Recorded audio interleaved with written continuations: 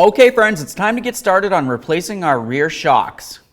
The one we're going to be doing is on the driver's side, but the process will be about the same for the passenger side. To remove the shocks, you don't necessarily need to remove the wheel, but I'm going to do it. Other than that, you want to safely raise and support your truck by the frame. Let's get started.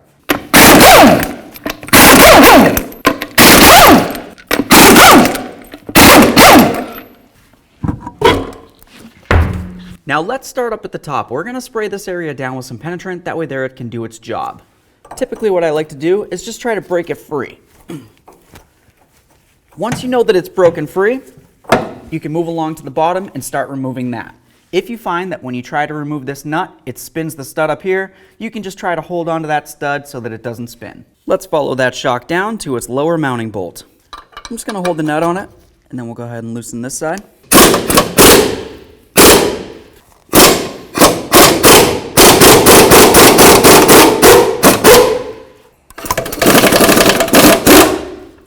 Okay, the nut's off of there. Now the next thing I'm going to do is just apply light pressure underneath the differential so I can finish removing our bolt.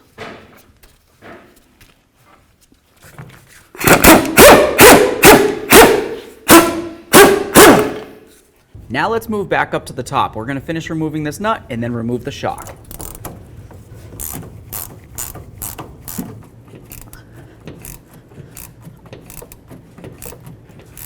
I've got that up as far as it can go doing it that way.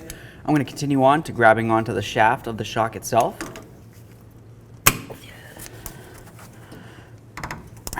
Now when you're trying to remove the nut, if you find that the shaft tends to spin like ours is doing, you can either try to hold onto it with some locking pliers.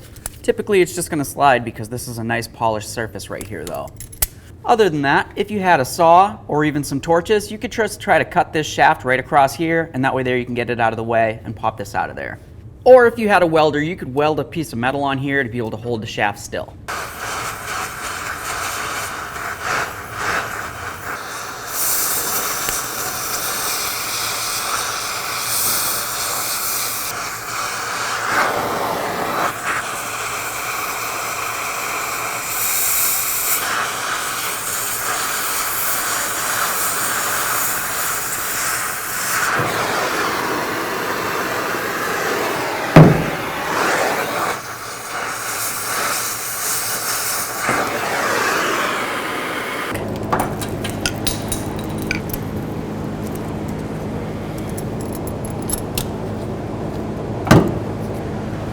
Now it's going to be time to get ready to install our brand new shock. Before we can do that though, we want to make sure that we charge up this shock. What I mean by that is to put it down on the floor in between your feet like this.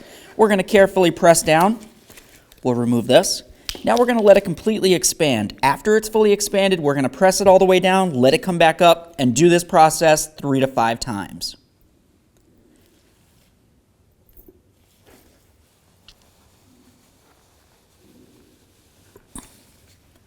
Okay friends, now it's time to install our brand new rear shock. You're going to notice in your kit, it came with some rubber pieces and some metal pieces. We're going to go ahead and take one of those metal pieces, slide it right on here. The next thing you want to do is pay attention to the rubber pieces. They're both the same, but what you're going to notice is on one side, it has a small little bobble, and on the other side, it has a larger one. We're going to put the small side facing towards the metal and the large side facing towards where it's going to fit into the frame. Next, let's just go ahead and take that. We're going to slide it into the frame where it belongs, and then we'll take the next rubber piece and we're going to put the larger of the bobbles facing down towards that frame again. Now we'll put on our metal piece and then of course our locking nut. With the locking nut, you want to make sure that you have the neoprene, which is the blue piece right there, facing up and away from the shock. Let's start that on there. Now we can move along to the bottom. Now the next thing we need to do is jack up the differentials so the holes line up.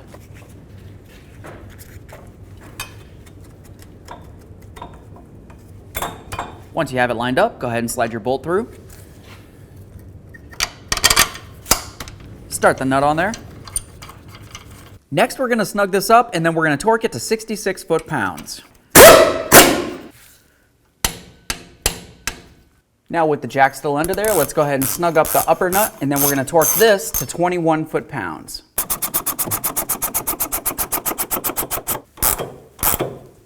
So what we're going to do here, of course, we won't be able to fit our torque wrench up inside there. So what I want to do is just make sure that it's snug. I want to make sure that both of my bushings are starting to get squished down. And of course, the nut isn't potentially loose and going to come free on its own.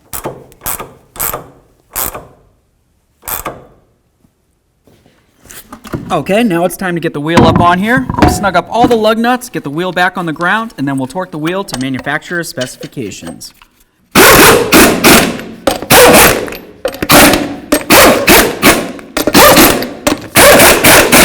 Okay friends, now it's going to be time to torque our wheel. Something that I want to mention real quick though is you have to pay attention to what type of wheel you have. If you have an aluminum wheel, like I have here, you're going to torque these lug nuts to 97 foot-pounds. If you have a steel wheel, meaning you could take a magnet and stick it to it, that means you're going to torque your lug nuts to 154.